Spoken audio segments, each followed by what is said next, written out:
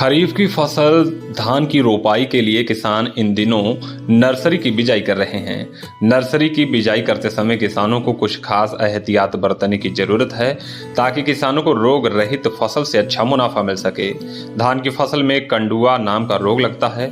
ये एक बीज जनित रोग है जिसका नर्सरी बिजाई करते समय ही उपचार करना बेहद जरूरी है, अन्यथा किसानों की तैयार फसल बर्बाद हो सकती है।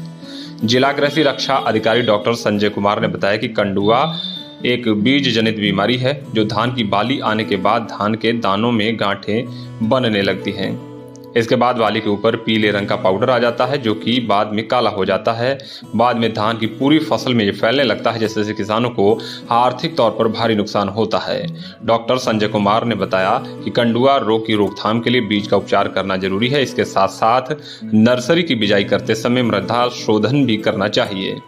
ऐसा करने से किसानों की फसल 99% तक सुरक्षित हो जाती है। शाहजहांपुर से लोकल 18 के लिए सिमरनजीत सिंह की रिपोर्ट। बीज शोधन एक सबसे बढ़िया तरीका है। जिस तरह से आदमियों में, जानवरों में बीमारियों के लिए टीकाकरण होता है, उसी तरह से बीज शोधन को एक टीकाकरण के तौर पे माना जा सकता है कि बहुत कम खर्चे में, बहुत कम लागत में और पूरे पौधे के जीवन चक्र भर के लिए बीमारियों से बचने और बचाने का सबसे अच्छा तरीका है। और सबसे महत्वपूर्ण बात है कि जो बीमारियां बीज जनित होती हैं, जो बीज में होती हैं, उन बीमारियों से बचने के लिए सबसे अच्छा उपाय है बीज शोधन। उससे अलावा और कोई उपाय नहीं होता ठोस।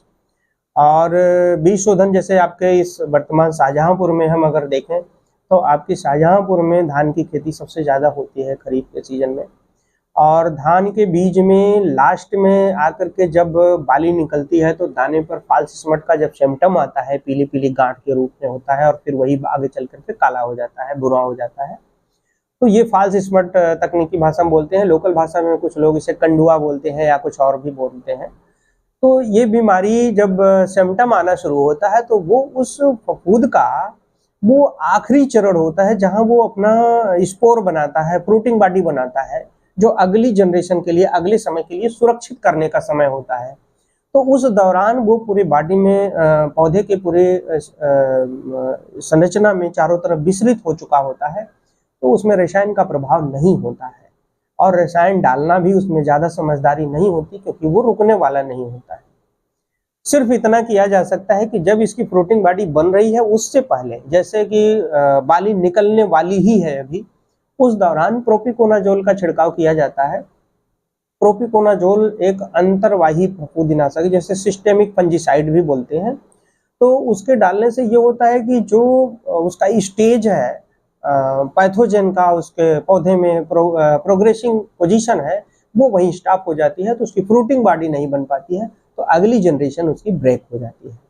तो इस तरह से भी उसे रोका जाता है। लेकिन इसको सबसे ठोस और कम खर्चे में रोकने की बात है तो थीरम 2 ग्राम, 2 से 2.5 ग्राम या कार्बेंडाजिम 2 से 2.5 ग्राम, ये रसायन 1 किलो बीज के लिए पर्याप्त होता है। अगर इससे वो शोधित करें, नर्सरी डालने से पहले इससे शोधित करके नर्सरी डालें तो ये पूरी तरह से सुरक्षित होता है।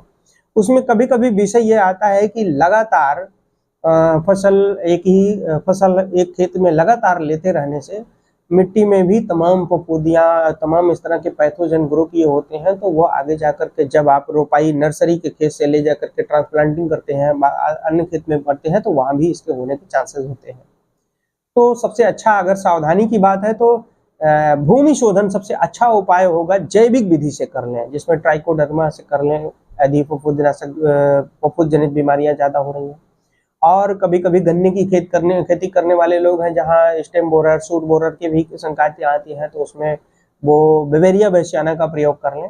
बस सावधानी ये रहे कि ट्राइकोडर्मा, बेवेरिया बैसियाना ये दोनों खुद एक फफूंदी है और फफूंदीनाशक और कीटनाशक के विरुद्ध ये काम करते हैं। तो उसमें रसायन और जैविक दोनों अगर ये प्रयोग करते हैं तो उस जैविक का कोई महत्व नहीं होता है। दूसरा विषय यह है कि इस भूमि शोधन की प्रक्रिया में इसे गोबर की खाद में मिलाकर जब आप मिट्टी में मिलाते हैं, खेत में मिलाते हैं, तो इस बात का ध्यान रखें कि फफूंदियाँ हमेशा नमी को महत्व देती हैं, नमी के प्रभाव में ज़्यादा प्रोग्रेसिव होती हैं। तो अगर खेत में नमी बनी हुई है तो ये तेजी से विस्तृत होता है और आपके खेत में पर्याप्त रूप से फैल जाता है और अपनी पोजीशन ले लेता है, जो हानिकारक फफूंदी को नष्ट करने की स्थिति में आ जाता है। लेकिन अगर बहुत दिसंबर जनवरी का महीना है तो ये प्रभावहीन हो जाता है। अगर आपका मई जून का ऐसा महीना है कि पूरी तरह से ड्राई है, सूखा है, तप रहा है, तो इसका प्रभाव शून्य हो जाता है, कम हो जाता है।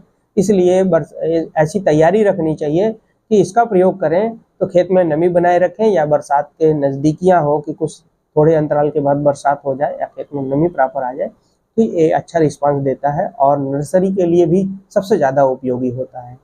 तो रसायन का प्रयोग 2 ही मात्र रसायन है जो बीज शोधन के लिए सबसे परफेक्ट है, जिसमें थीरम पहले मैंने कहा, दूसरा कार्बेंडाजिम।